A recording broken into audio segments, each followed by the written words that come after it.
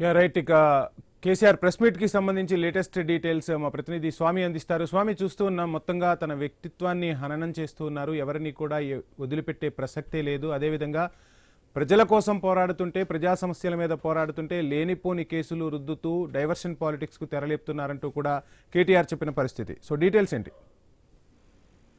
వంశీ తెలంగాణ భవన్ లో పార్టీ నేతలతో కలిసి మాట్లాడినటువంటి కేటీఆర్ రాష్ట్ర ప్రభుత్వ వ్యవహార తీరుపైన, ముఖ్యమంత్రి తీరుపైన మండిపడ్డారు. తన వ్యక్తిత్వ హననానికి పాల్పడుతున్నారు. అలాంటి అదే అధికారులను కావచ్చు, పోలీసు అధికారులు కావచ్చు, రాజకీయ నాయకులు వదిలిపెట్టే ప్రసక్తి లేదు.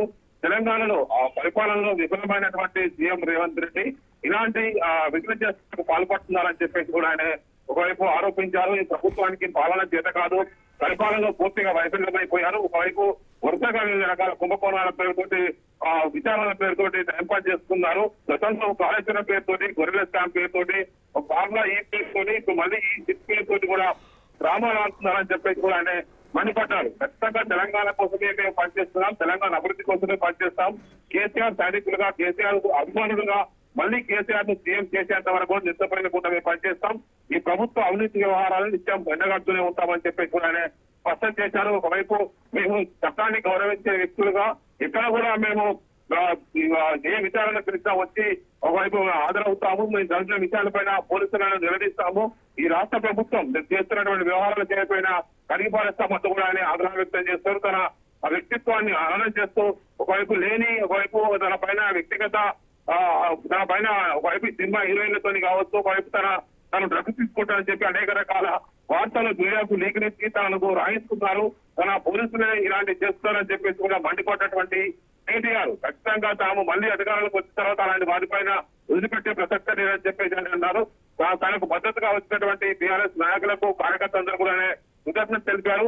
మొత్తానికి ఈ వ్యవహారం అంత ఇద్దరితో ముగిసిపోతూ ఖచ్చితంగా దీన్ని మళ్ళీ ఒక డైలీ సీరియల్ లాగా రోజు దీన్ని సాగదిస్తూనే ఉంటారు. ఖచ్చితంగా వారి వైఫల్యాన్ని కప్పుపుచ్చుకోవడం కోసం ఇలాంటి చేస్తున్నారని చెప్పేసి కూడా ఒకవైపు కేటీఆర్ అంటున్నారు. మొత్తానికైతే మొన్న హరీష్ రావు విషయంలో దాదాపు 7.5 గంటల పాటు విచారించినటువంటి శిక్షాధికారులు ఈ రోజు పరికాశపట్లోనే ఒకవైపు జూబ్లీస్ లో ఉన్నటువంటి ఏసీబీ కార్యాలయానికి కేటీఆర్ చేరుకుంటారు. అక్కడ ఈరోజు విచారణకు హాజరవుతారు. ఈ రోజు కేటీఆర్ ఎంతసేపు విచారిస్తారనేది కూడా తెలియాల్సి ఉంది. మొత్తానికైతే దీనికి సంబంధించినటువంటి విషయంలో మొన్న హరీష్ రావు సంబంధించిన విచారణలో 7.5 గంటల పాటు కొనసాగించారు. ఈ రోజు కూడా మరికొన్ని దాదాపు 8 గంటల పాటు కొనసాగిస్తారని చెప్పి చూస్తారు. మరోవైపు హరీష్ రావుకు మద్దతుగా ఆ రోజు పెద్ద సంఖ్యలో కార్యకర్త నాయకులు రావడంతో కూడా కొంత పోలీసులు భారీ బందోబస్తు ఏర్పాటు చేశారు. ఈ రోజు కూడా కేటీఆర్ కు సపోర్ట్ గా చాలా మంది నాయకులు, కార్యకర్తలంతా కూడా తరలి వచ్చారు. వాళ్ళందరూ కూడా జూబ్లీహిల్స్ పోలీస్ స్టేషన్ ఏసీబీ కార్యాలయం ఉందో ఏసీపీ కార్యాలయం పక్షాల ప్రాంతాలు రాకుండా ముందుగానే నిరోధిస్తున్నారు.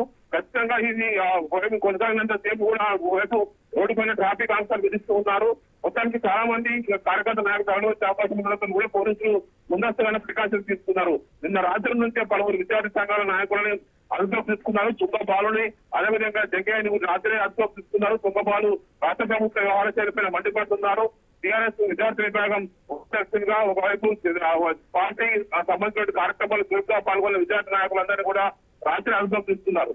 మొత్తానికి ఈ రోజు ఈ స్థితి విచారణ అంతా కూడా కొనసాగినంత సేపు కూడా